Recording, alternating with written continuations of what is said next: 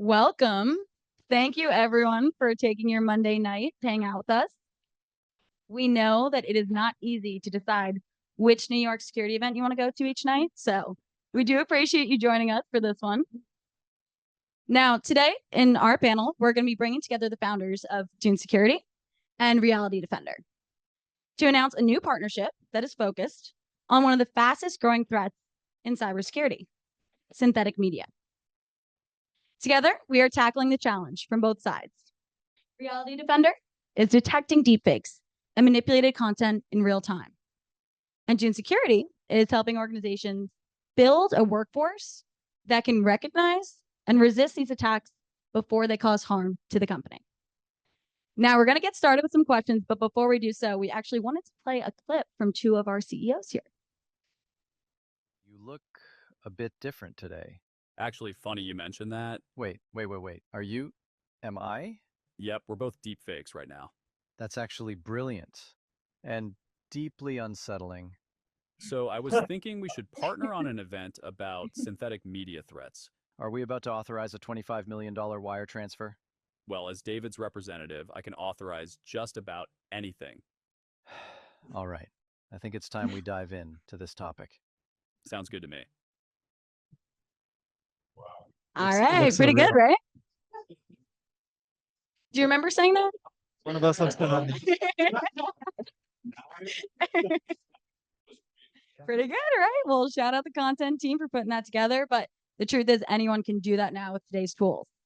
Now, I want to get started with some introductions here. I know we've been here for a couple minutes, so I wanted to hand it off to you first to introduce yourself, the team, Alex, and then what you're doing at Reality Defender. Sure. My name is Ben Colman. I'm the co-founder and CEO of Reality Defender. We are a 48-person team based just beneath Canal Street. We try and actually stay beneath Canal Street, but we come uptown sometimes. And we've spent the last 5 years building the leading real-time solution for deepfake detection. So detecting AI-generated audio, video, images, and text. Only doing the inference. We're provenance-free. We're context-free, meaning we don't touch any personal data. And what we brought to market is leading regulated industry in terms of scanning comms, phone calls, video conferencing. And our biggest challenge has been how do we educate the world on how scary the problem is, which is why it was so exciting to meet a member of Dune on a flight back from Las Vegas, which kicked off this whole partnership, realizing the education they bring really complements the inference that we detect. And I'll pass it to our CTO, Alex. And I'm rushing out for a family item, not an emergency, but I will leave you in really good hands with Alex to lead from our side. Thank you, Ben. Thanks, guys. As Ben alluded to, my name is Alex Lisle. I am the CTO here at Reality Defender. And yes, we do what's called context-free, provenance-free, large-scale, real-time deepfake detection and AI manipulation detection for all your needs, really. That's us. Amazing. Thank you. My name is Kayla. I'm here with Dune Security as Director of Growth, and I am pleased to introduce you to our two founders here, David and Michael. See you, Ben. Thank you, Ben. Thanks so much, guys. Really excited about this partnership. It's, I think, a perfect marriage of complementary technologies. When Zach approached me about Reality Defender, I'd heard about Reality Defender. I didn't know they were in New York, right? And I didn't know that they were 5 blocks away from our office on Broadway, just south of Canal. So really exciting, and just an amazing company and great to work with them. So again, my name's David. I'm the co-founder and CEO of Dune. What we do is we quantify employee risk, and then we individually remediate that risk for each employee in large companies. The reason we do that is obviously 90% of breaches start with employee error, and the attacks are getting much, much worse.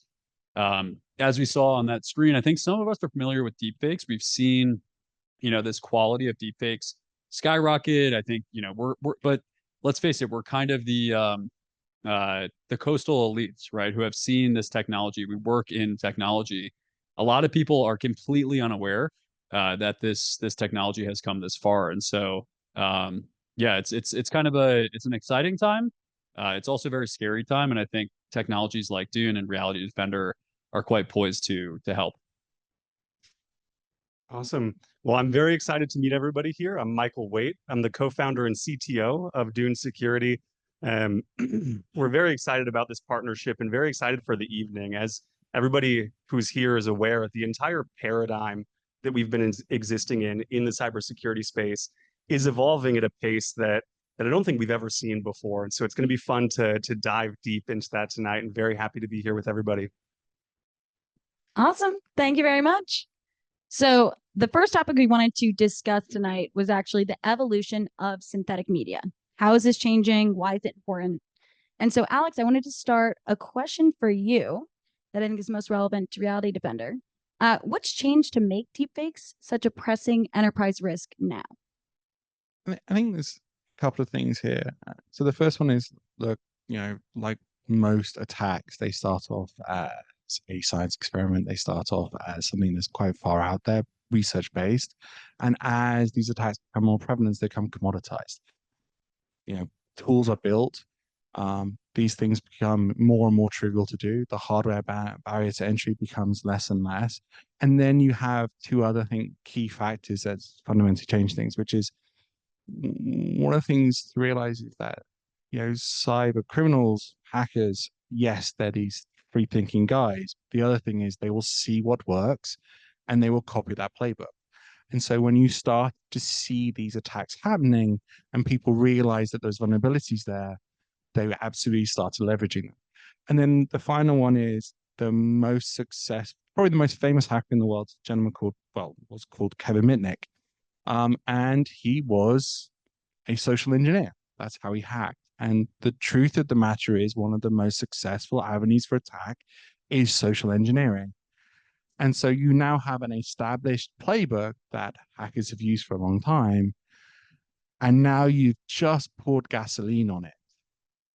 And I think that's where the twig happened. And so you start seeing these money transfers and things like that, sure. But the truth is the commoditization of the hardware, commoditization of the tools, and the fact that you can leverage an existing paradigm and then dial it up to 11 is really when you started to see a tremendous influx of this sort of attack. I think there is those confluence of events, and it probably has really only happened this year. This year is when you started to see those attacks go from the exceptions to the norm, and you start seeing the attack vectors become more about data exfiltration, password exfiltration, data gathering, east to west migration, all those typical sort of like cybersecurity attacks. You start seeing those leveraging deepfakes. So that's where I see it. Yeah, makes a lot of sense. And so, in thinking about how we prepare users for this, a lot of companies are testing for the basics, like phishing, maybe more generically, but they're at least doing it. What are they potentially missing out on by not incorporating testing and training for really all attack vectors across different types of synthetic media? Yeah, I think, just a few years ago when we started Dune, the user risk space was completely overlooked and underinvested in, and things have really changed, right? As we've kind of saw ahead of the curve with obviously the advent of Gen AI and how social engineering attacks can change. But to answer your question, it's critical to not just deal with phishing, right? The email inbox is only one form of communication. It's only one channel that the attackers can gain access into or through. And so it's absolutely critical to look at the encrypted channels that might not happen even on the corporate network. To look at the SMS, right? Smishing. We're seeing a lot of deepfake voice calls, phishing attacks. I think have surged some preposterous percent, like 5,000% increase or something like that. Don't quote me on that. We can get you the exact stat, but so we're seeing it happen all over. And so I think if you're a CISO, how do you kind of deal with this? How do you reduce risk for a major American corporation? I think you have to quantify the risk based on all the available data, of which multi-channel attack data is critical. Absolutely. Michael, a question for you. Sure. So I know we're talking about what these attacks look like. Who's behind them? Alex, you mentioned social engineers like Kevin Mitnick, but who are the big groups now that are leading the charge, and what does that look like for enterprises? It's a great question. And I think that you set this up really well when you talked about how the entire paradigm is evolving so rapidly. Historically, what we saw, as David mentioned, was just phishing messages that would try to get through the SEG and land in the inbox and hopefully be high enough fidelity to trick somebody into clicking a link that they shouldn't or installing something on their computer that they shouldn't. That paradigm has evolved so much as the cybersecurity infrastructure in these organizations gets more secure. It's harder to reach the inbox. And so now we see these attacks being launched by large threat actors, a lot of which come from scattered spider and distributed threat actors like that. And they're just ditching the inbox. They realize that corporations have locked those down. So now there's been this massive surge in off-channel attacks. And what's a little bit, not even a little bit, what's very frightening about that change is enterprises typically don't have any visibility into these off-channel encrypted attacks. And so they can't even see the threats that are being launched against their organization. And so much has changed. And if you look at the amount of data that is now publicly available on the dark web about everybody in this room, it's staggering. Has anybody ever had T-Mobile or AT&T or shopped at Home Depot? Yes. That means that there's likely your full name, address, social security number available on the dark web, those things that would be necessary to call into the IT help desk at a large enterprise and have credentials reset. That's what we saw with the MGM attack. And so everything's changing. And the threat actors that are behind this, it's not just a couple people in Russia or in China that are doing this. It's really well architected and distributed groups who have people in the US and have a large global footprint that are launching these attacks. And so not only are they better run attack organizations, but they also are working with more powerful tools than they've ever had access to. Just like to point out on that one thing.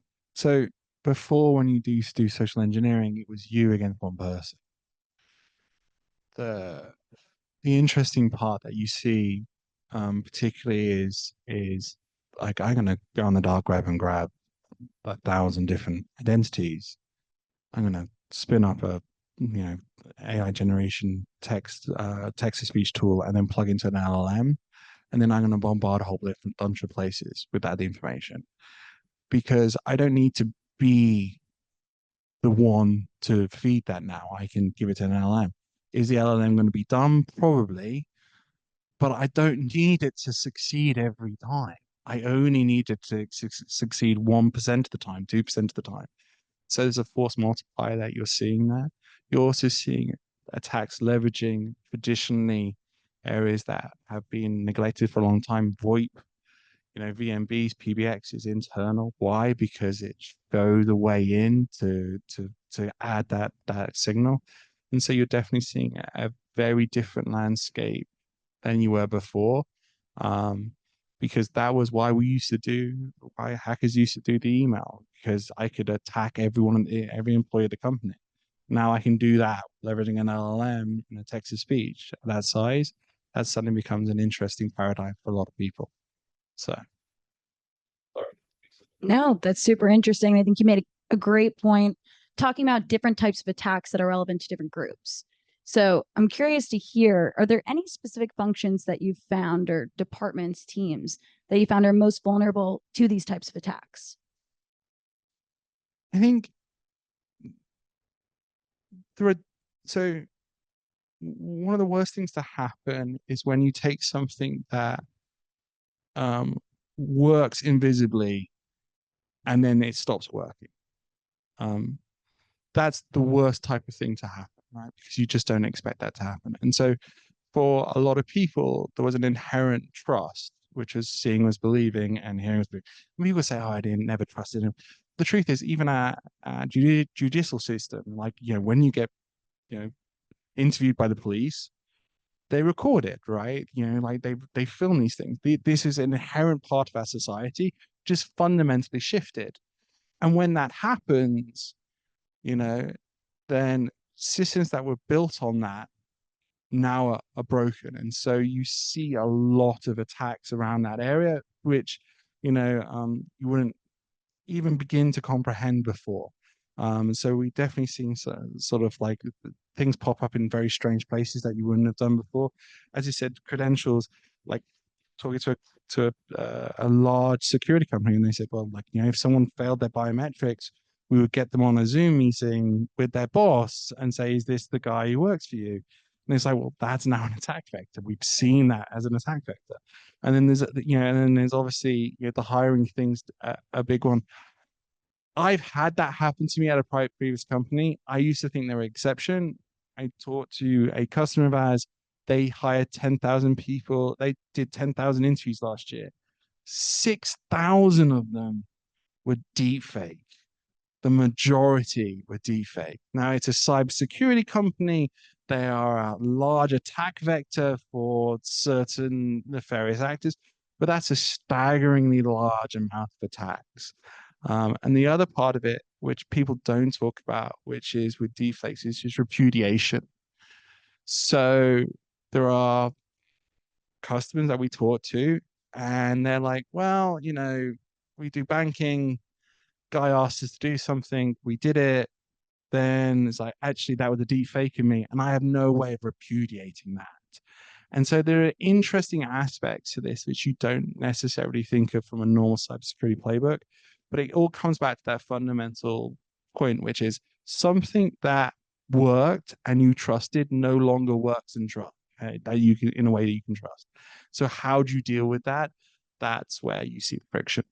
You make a really good point that it's not really just business risk, it's also personal risk for the individuals that are involved. Someone who had zero malintention or even zero involvement could then have their career negatively impacted because of these types of attacks. Yeah, and that actually kind of brings me over to you guys. Want to hear more about how do you actually get people to relate to the risk of these types of attacks? How do you make it relevant to the individual user? Yeah, I can take this one. I think one way that you can really get people to understand this is to let them experience it hands-on. This was a real unlock for us when we were looking at our platform, and we want users to understand not just legacy risks, but the bleeding edge attacks that we're starting to see more and more. And you can give them a video that explains how easy it is for a hacker to clone their voice with just 5 seconds of audio. But it lands so much more when you allow the user to do that.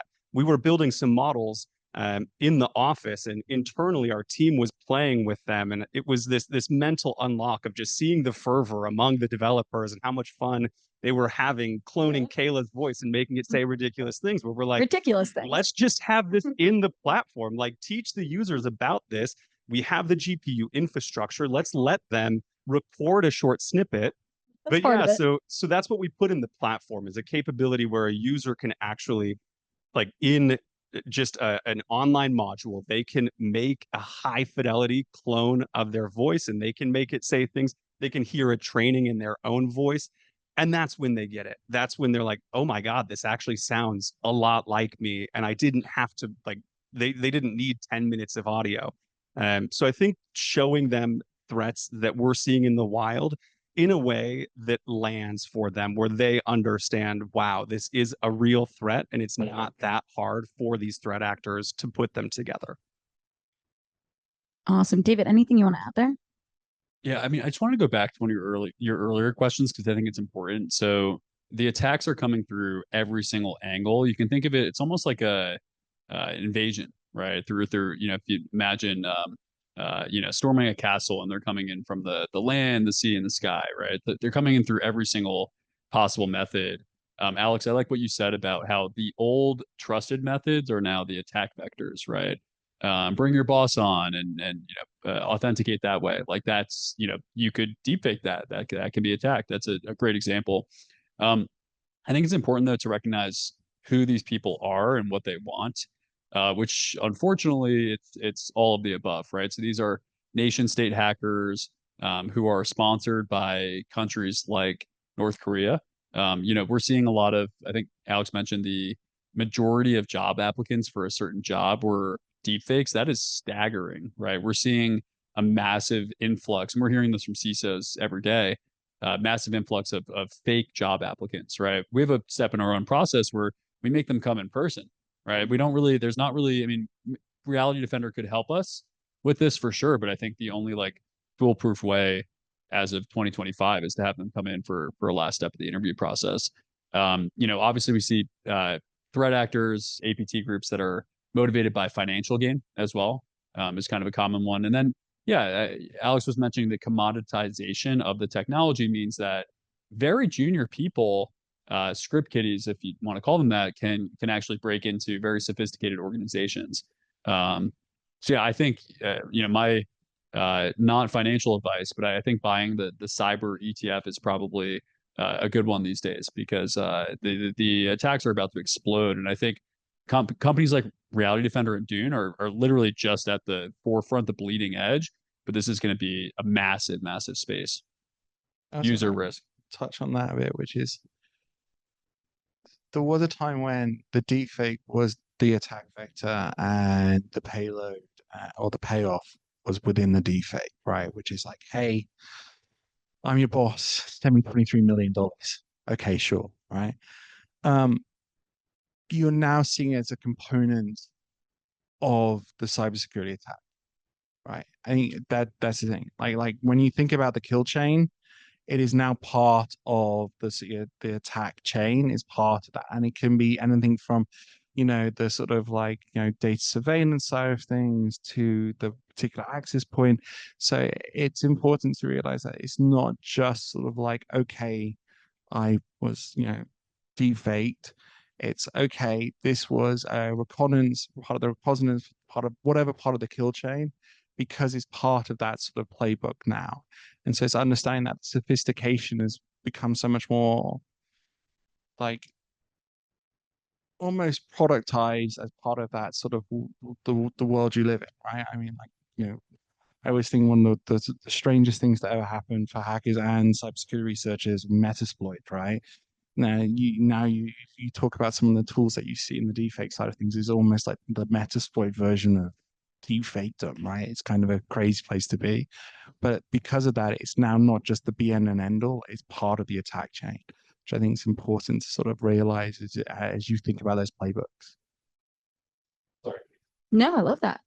I think we're actually going to pause for a minute here, quick break, so that we can take a look at a game from Reality Defender that's going to give us, you're familiar. There we go. Going to shed a little bit of light on how hard it is to actually detect these types of deepfakes when they're in front of you. All right, so I think before we get started, the game is we're guessing if this is a deepfake or not. Okay. Yell it out if you guys think it is or not. Deepfake. Cool. So that's like right. Real. Well, Nice. fake. I'm going Fake. fake. Real? We got the right crowd for this. I'm going fake just because I feel like it might be. Fake.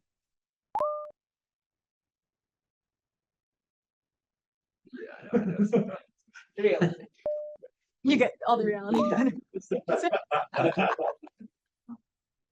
Real.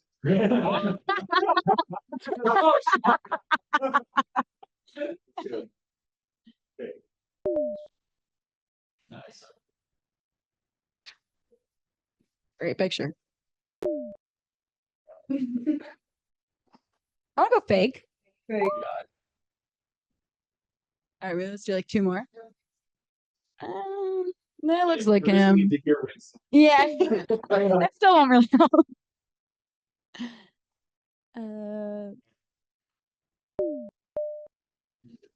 All right.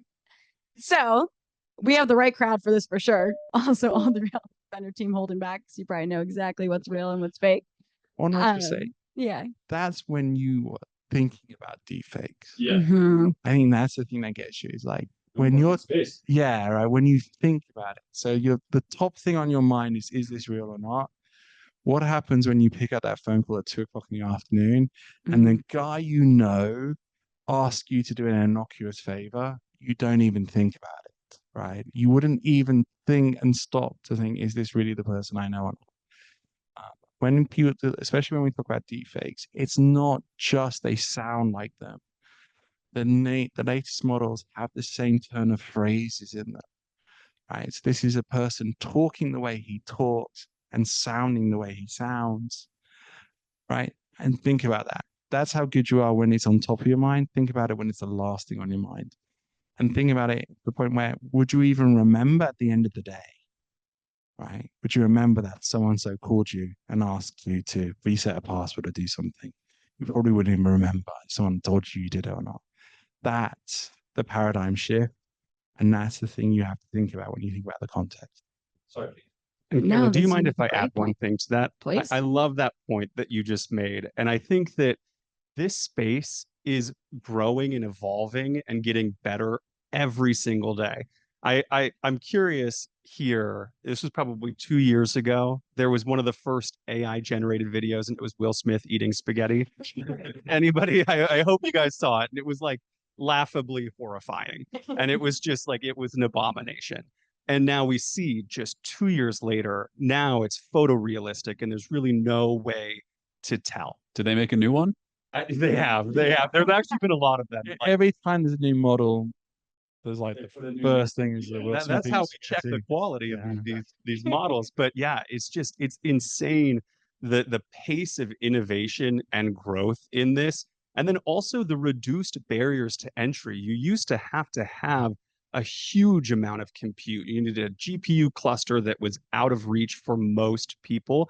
But now a lot of these models you can run on consumer or prosumer hardware. And so not only are they getting so much better, but you can also run them on machines that are affordable for normal people, let alone threat actors. So it's kind of the double whammy there. Awesome.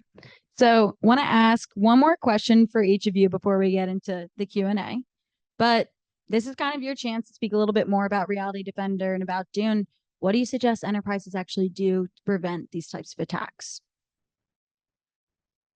I mean, training's always great. There are two aspects I always think about this, which is training gives the pause, right? Which stops the click. But then you need something else to verify. And so the reason that we do what we do at Reality Defender, the reason we do it the way we do it is there's a presumption which is like, hey, the trust boundary is gone.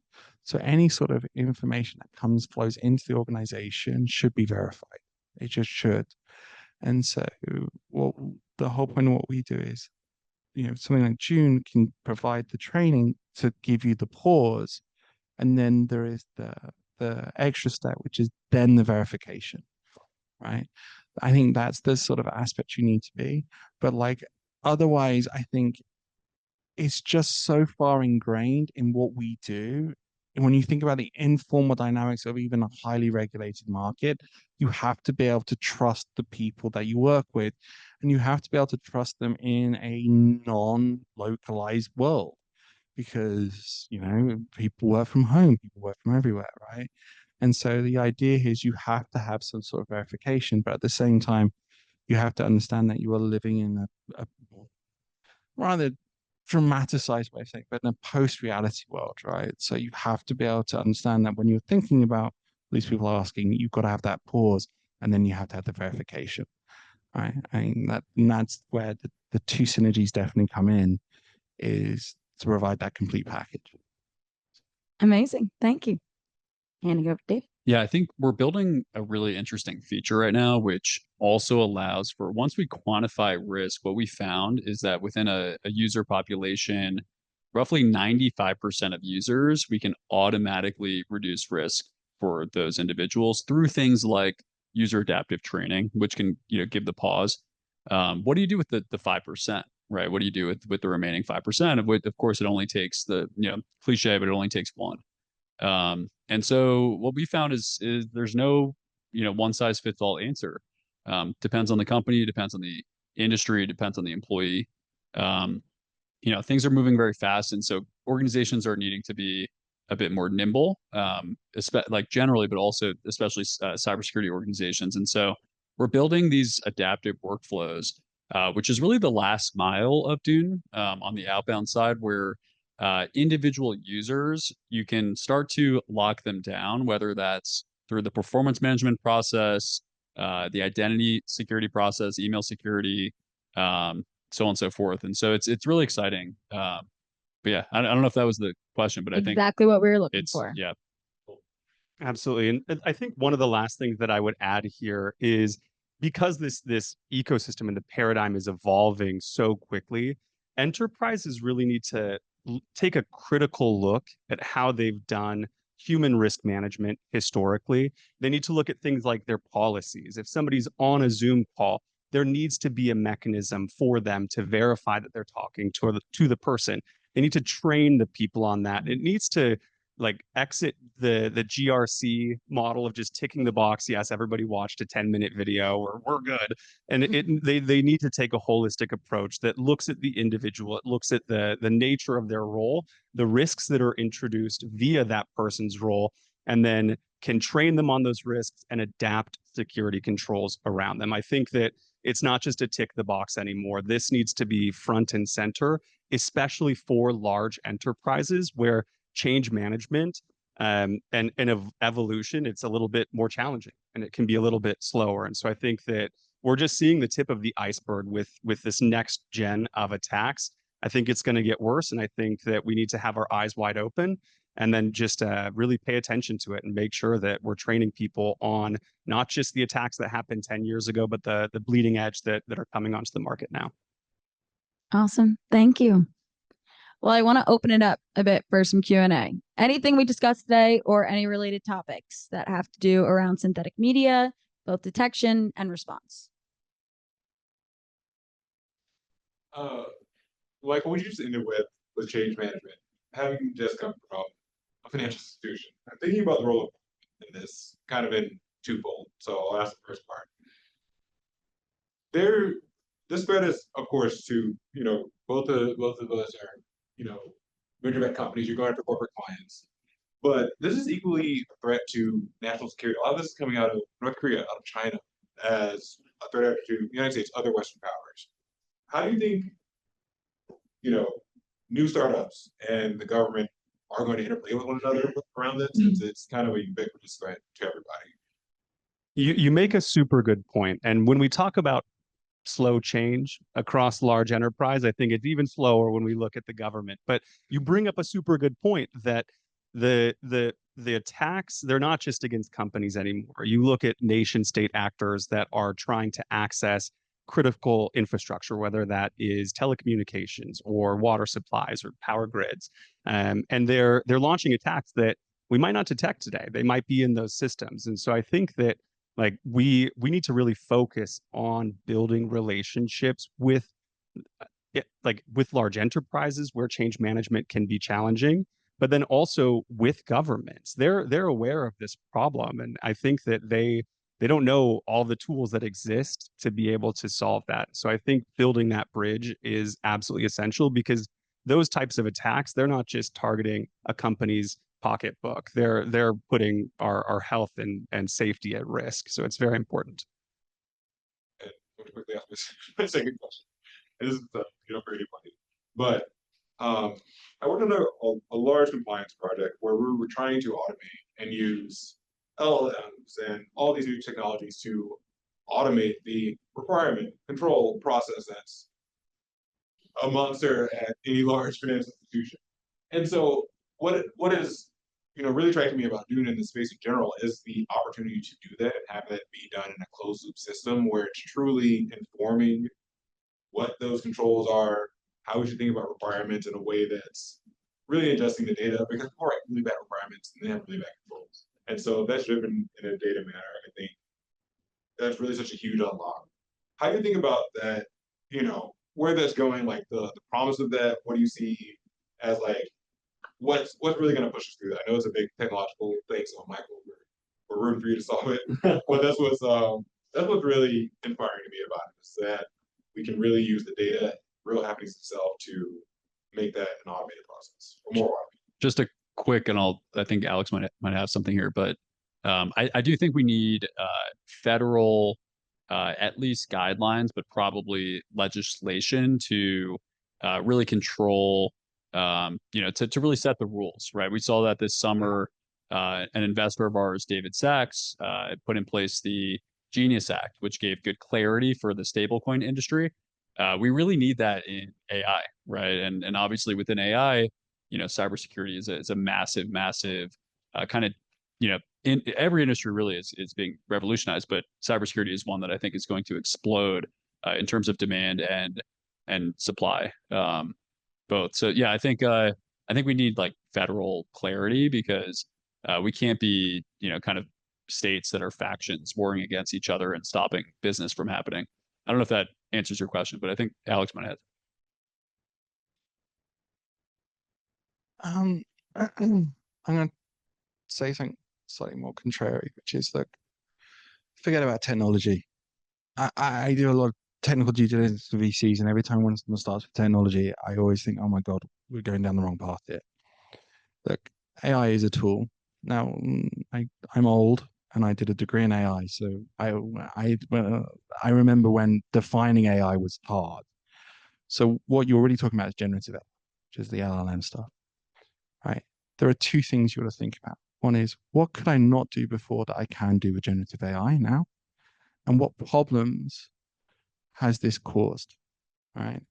And I think the government needs to think about those two particular aspects.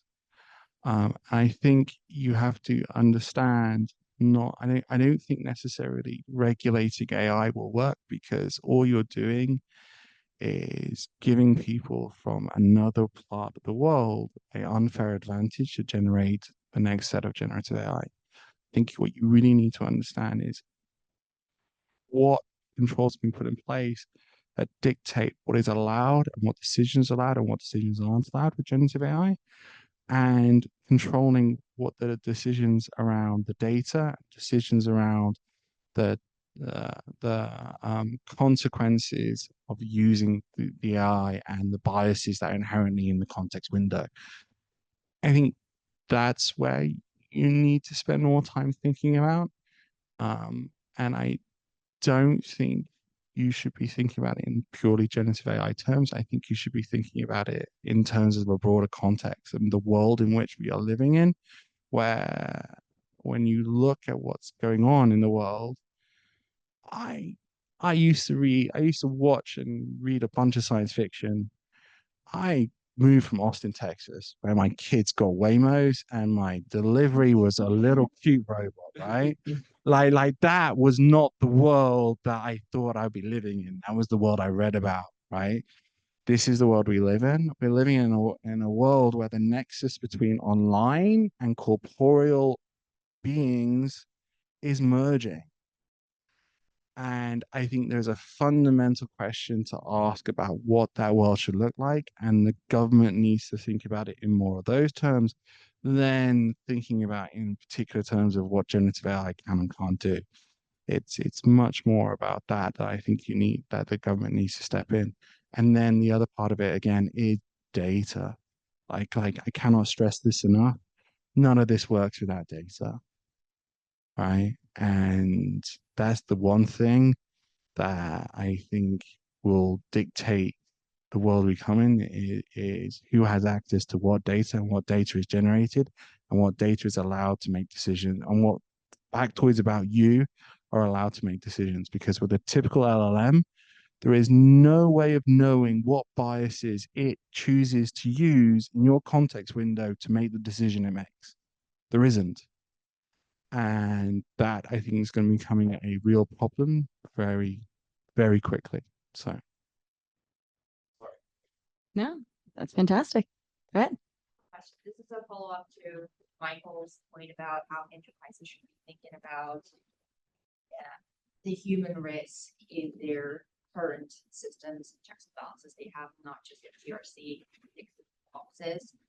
What, from Dune's perspective, is your hardest part about convincing enterprises today to shift away from that traditional phishing campaigns, training, awareness training models to something like what Dune and Reality Defender offers in a more dynamic way? That's a very good question. And there's 2 points I'd like to make there. One, I think it's getting easier now because the cadence at which successful breaches that are driven by AI are happening, it's getting faster and faster. And so anytime that there's one of these breaches, my heart goes out to the company that experienced that. But at the same time, it does open the eyes of enterprises that this is a real threat in the wild that they need to protect themselves from. And then I think the other point that I'd make is typically when you look at the security apparatus of a large enterprise, the GRC people might be focused on just ticking the box and making sure that we've given enough trainings and we've run enough campaigns that we can keep our SOC 2 Type 2 compliance or whatever it is. But within the security org, there are always the innovators, the ones that really understand the problem. So finding those people and then empowering them to be a thought leader within their company and a change maker within their company, I think that's very important as well. And large companies, they are a little bit slower to change, but we've seen it where all of these successful attacks, it opens people's eyes, and realistically, the problem will get worse before it gets better. Every time a C-suite guy is in the news because he fell for a deepfake, it's a fantastic way of sharpening people's minds. I mean, there is the one, oh dear, that company got hacked. But it's a lot worse when it's the name of the C-suite in there. Then it's like there, but for the grace of God, suddenly sharpens minds and opens budget. So there you go. Yeah, go ahead. I had a follow-up question about regulation for Alex, because next year with the EU AI Act going into full effect, it will be required for synthetic media to be labeled.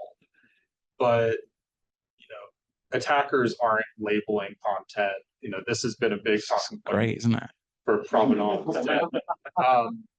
So the question is really about detection, where I think going back the last decade, seeing how much synthetic media has come, there are billions and billions of dollars after 2016, 2017 going into detection models, which were 60, 70% accurate. How far has detection come? And can detection be that trusted method to really verify? It's a great question. When you said regulation for Alex, I thought this was going a very different route, but there you go. There's a couple of things there. The first one is like AI regulation is great. I used to work in computer games. The secret to every sort of software, hardware computer game company in the world is a key. There is a key that is a public-private key, which all software has to be signed to run on an Xbox or a PS4 or a PS3. This is a $1 billion key. I'm not exaggerating, it's a $1 billion key. Not one company has ever managed to keep that key, right? They always leak without fail, right? So that is a company whose entire business model is built on the idea of keeping a single secret with a trust boundary that they do not control, and it never worked. Can you imagine what that's going to be like in this world? It's not going to be it's going to be an interesting world to live in, but probably a world which I wouldn't trust particularly. So here's the thing about detection. Look, actually, this is another computer game story, and I apologize. I do. Whenever someone wants to model something physically in the real world on a computer, they try and use a computer game engine, and then they abandon it. And the reason for it is the computer game engine is not designed to make a real physical model of the world. It's designed to make a picture that a human thinks is real. So there's lots of things about that that's true. Now, when you talk about AI, to create a foundational model from the ground up takes staggeringly large amounts of information, and compute that's far beyond most people. There's probably 2 nation states in the world that can do it. We're living in one. I'll let you guess the other one. Everyone else, what they do is they have to take a foundational model they get from somewhere else, and they take them from open source initiatives driven through very large American corporations who have access to staggering large amounts of data. Now, those foundational models are not designed to be realistic. the fitness function is actually designed to make a human believe it's realistic, right? That's what they're designed for. They're not designed to create an ultra realistic world. They're designed to make a human think that's a realistic world, right? And that's where the delta comes in, and the fitness function delta comes in. And so there are things that a computer looks at that a human wouldn't notice. And the saving grace here is I don't know, 10 chairs in front of me, and they look very, very luxurious, and they have this weird velvet thing where anyone touches them, they look a bit odd, right? Now, that is the inherent messiness of the world, right? There's non-localized entropy. There's all these aspects of the analog world that, if you were trying to fool a human, you wouldn't bother with any of it because people don't notice that. And it's those sorts of strange differentials that you can look at and we look at and we derive, and that's where detection comes from the inherent messiness of the world. That's a very hand wavy say. It's all about order of attractions and smoothing functions and entropy and non-localized entropy and things like that. But that's where the differential comes in. Now, until someone creates a foundational model which is detected for fraud, we are in a pretty good space to that. To the point where usually when new models are released, we test against them. We very rarely have to train against them because the differential we look for is inherent in them. There's also the fact that generative AI, look, I'm going to tell you a secret.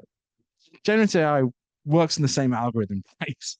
There's a few tweaks to it, don't get me wrong. They all work in the same sort of algorithms. And these algorithms we look for these inherent similarities that allow us to drive it. So for at least the next 5-6 years, asynchronous is great. For synchronous, just the near amount of processing power you need to do in real time means that it's always quite far behind. It just is. I mean, not everyone can have $100,000 worth of compute every second generating a picture of someone as even as lovely looking as me, right? That's a hard thing to do. And so we are good for the foreseeable future. Now, at some point, will someone create a model that's designed from the ground up to commit cybercrime? Probably, but it's going to cost a lot of money right now. So I think we're in a good spot from that side of things. The other aspect of this is AI, generative AI, did the same thing. I apologize. I'm just calling it AI. Generative AI sort of changed the world in a day. The world doesn't change in a day. So a lot of this is about how do you incorporate a protection mechanisms to a stack that taught to banks that might have started in COBOL in the 1970s, right?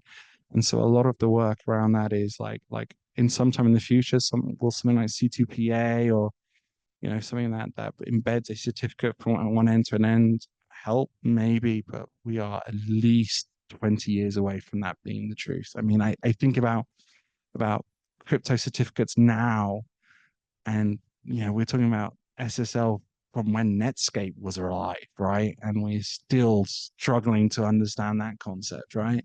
So these things take a hell of a long time before there's a practical solution that won't rely on inference-based detection. So. Amazing. All right. Well, we can do this as our last question. Okay. Quick question. Is there any standard in cybersecurity industry? I'm a founder of early stage startups, so I will need to use other for payroll, bookkeeping, international payments. So no matter what I do about my company to make it secure, how I know that all those companies I'm outsourcing to did their part of job? How do I know they're secure? Is there any plans to give certificates or something like that? The best you can do is look at the basics for them. SOC 2 Type 2. Are they aligned with ISO 27001, NIST CSF 2.0? I will say though I hesitate to give that advice because compliance does not equal security, and it's just correlative with great security outcomes. So I think as long as they have their SOC 2 Type 2, for example, at least they've done like the bare minimum, probably. There's also like a quality of auditor problem as well, even for SOC 2 Type 2. So it's a really, what you're talking about is like third party risk management. It's a very hard problem. And you know, what I do right now is I personally just kind of grill the people, the you know, the leaders of the companies that are trying to sell to us. And then you know, I try to you know, ideally we try to go to the industry standard, right? To you know, bigger companies for our services. But it's a very hard problem. And I think the only simple answer is like look at their compliance. And then look, AI also, you know, it's scary and there's all these problems, right? But you can also take their documentation, their security documentation, and potentially, you know, and this might be at risk of losing their data, but which is not great. But you might want to. There's probably some great AI tooling that can help you evaluate their security documentation as well. I don't know what that would be, but yeah, I think Vanta has a good like third-party risk management tool. So yeah, it's a hard one. Thank you. If you guess something different, but Yeah. Hey, look, you got to go fast because you're a startup. And so you have to weigh the risk of the fact that you are trusting your customers' data to a third party and what that means in the worst case scenario if that gets breached. And you have to make that trade-off in your own mind. I mean, you can talk about ISO 27001 and PCI or whatever, but that's compliance, not security. You just inherently have to say to yourself, is this a payoff that I'm wanting to make? Look, at the same time, some of those security companies probably take security very seriously, probably more seriously than you might do because you're a startup and you're trying to iterate quickly. So, you know, but you have to, the first part of of securing is understanding your risk and understanding what you're leveraging and where your risks are. And then you have to make a qualified guess on that side of things. As it's been pointed out, compliance is not security. Compliance is nice, but it ain't security. And if I could tell you a foolproof way of quantifying third-party risk, I'd be telling you from my own private eyelid right now. Awesome. Thank you guys. Well, our teams will be here. There are many members of the teams here for Dune, for Reality Defender. Thank you so much for joining us today. We are very excited to be building the future of synthetic media preparation, detection, and response, and happy that you're all here to do it with us. We have Thanks so much, food, we everyone. have drinks, and we have plenty of people here for you to talk to if you want to learn more. Thank you, guys.